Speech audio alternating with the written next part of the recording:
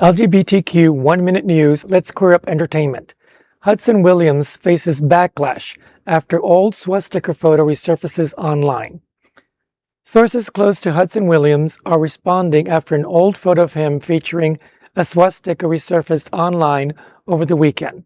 The image appears to show a teenage Williams with various words and symbols drawn on his skin and clothing in marker, including what looks like a swastika on his forehead.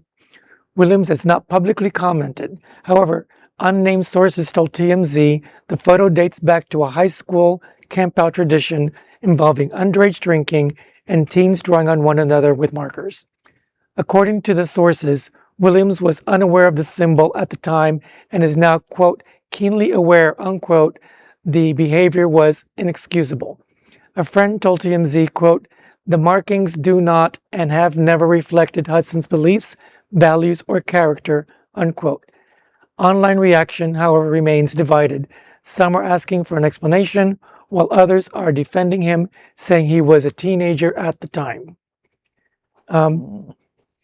Sometimes forgiveness, but going back and seeing that you were wrong and asking for forgiveness and acknowledging that is always a step forward. Yeah. First of all, he didn't draw it on himself. Yes.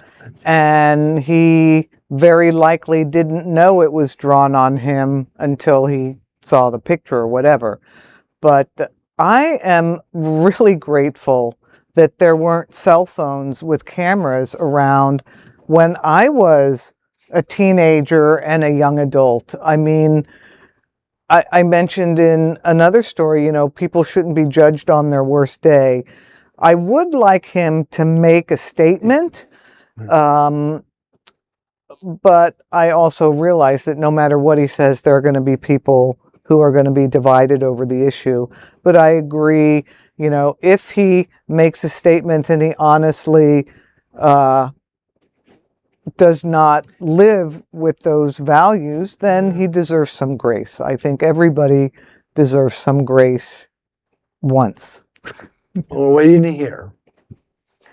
That is an LGBTQ 1-minute news story. There is no other queer nonprofit media platform like this in the entire world. Support our LGBTQ stories by sharing them and subscribing to Queer News Tonight.